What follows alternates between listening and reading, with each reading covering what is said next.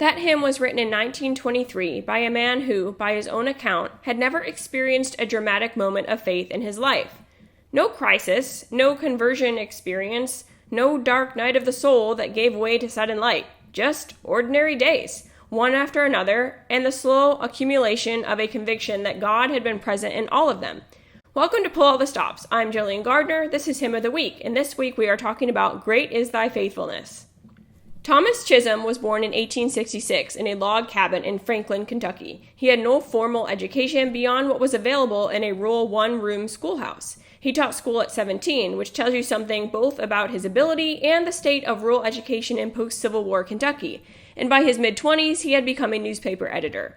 He converted to Christianity in 1893 at a revival meeting, not dramatically, he later said, but quietly and completely. He was ordained as a Methodist minister, but his health was poor and he had to give up active ministry after just 1 year. He spent most of his working life as a life insurance agent in New Jersey. A life insurance agent in New Jersey. That is not the biography you expect from the man who wrote one of the most celebrated hymns in the English language. But here is the thing with Chisholm. He wrote, constantly, steadily, without fanfare. Over the course of his life, he wrote more than 1,200 poems and hymn texts. He mailed them to musicians and publishers. Most of them were set to music. Most of them are now forgotten. He said later in his life, and I want you to hear this carefully, that his life had been ordinary. No great trials, no great deliverances, just the regular experience of a regular man living a regular life. And yet somehow, out of that ordinary life, he wrote, Great is thy faithfulness, O God my Father. There is no shadow of turning with thee. That is not a small thing. That is a man paying attention, a man who looked at the accumulated evidence of his own remarkable days and concluded, God has been here, in all of it, every single one. Now, the tune. The tune Faithfulness was composed by William Marion Runyan in 1923, the same year Chisholm wrote the text. The two men were acquaintances, and Chisholm sent Runyan the poem along with several others, hoping he might set one of them to music. Runyan later wrote that when he read the text of Great is Thy Faithfulness, he felt what he described as a special urge to set it to music. He composed the tune in a single sitting. He said afterward that he felt the tune had been given to him rather than invented by him. William Runyan was a musician, hymn editor, and composer associated with the Moody Bible Institute in Chicago. He was prolific, gifted, and, like Chisholm, largely unknown outside of church music circles. He was not a famous composer. He was not writing for concert halls or publishing houses. He was a man who wrote music for congregations to sing, and he did it with extraordinary care and skill. Runyan lived to be 86 years old. In his final years, he reportedly said that if he had contributed nothing else to the church, faithfulness alone would have been enough. He was right. It was more than enough.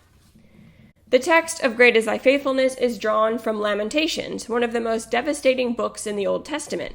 The book of Lamentations is a series of poems written in the immediate aftermath of the destruction of Jerusalem by the Babylonians in 586 BC. The city had been burned, the temple had been destroyed, the people had been taken into exile. The poet is sitting in the rubble. And in the middle of all that, in the third chapter of Lamentations, right in the center of the book, the poet writes this: It is of the Lord's mercies that we are not consumed, because his compassions fail not. They are new every morning. Great is thy faithfulness. New every morning. In the ruins of Jerusalem, in the ash and the grief, new every morning. That is where this hymn comes from, not from a comfortable life, not from a prosperous moment, from the wreckage. And Chisholm, who said his own life had been ordinary, who never experienced great trials, reached into that wreckage and found something he recognized. The same thing the poet in Lamentations found, the steady, quiet, daily presence of God that does not depend on circumstances. Summer and winter and springtime and harvest, sun, moon, and stars in their courses above, join with all nature and manifold witness to thy great faithfulness, mercy, and love.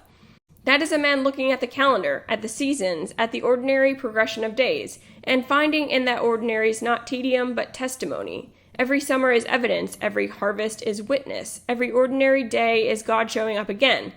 The third verse brings it home personally. Pardon for sin and peace that endureth, thine own dear presence to cheer and to guide. It is not abstract, it is not cosmic, it is a man accounting for his own life, looking at what he has been given and naming it, one thing at a time. The hymn is an act of attention. It is what you get when a quiet, ordinary man pays very close attention to his very ordinary days and notices that grace has been there all along. The tune Faithfulness is one of the most singable tunes in Protestant hymnody, and that is not an accident. Runyan was writing for congregations, not for soloists, and the shape of the melody reflects that.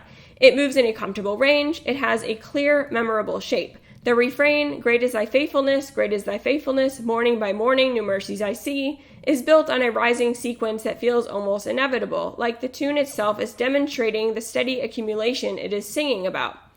On the organ, this tune wants warmth more than grandeur. It is not Nicaea. It does not want the full organ thundering from the first note. It wants to build, to let the verses breathe with a moderate registration, and then let the refrains open up slightly, so that by the third verse, the organ is full and the whole thing feels like it has been moving towards the fullness all along, which is, of course, exactly what this hymn is about. Let me play it for you.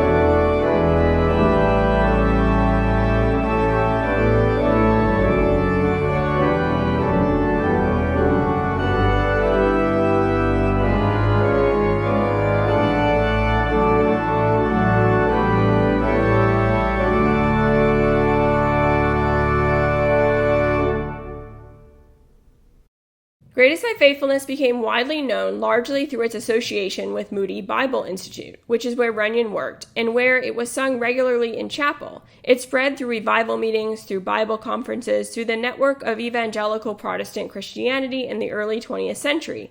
It did not become famous overnight.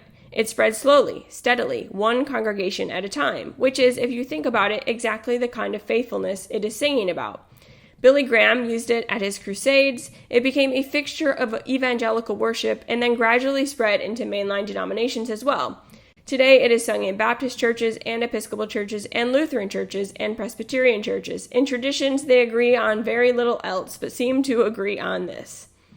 Chisholm lived to be 94 years old. He died in 1960, having outlived the obscurity he fully expected for himself.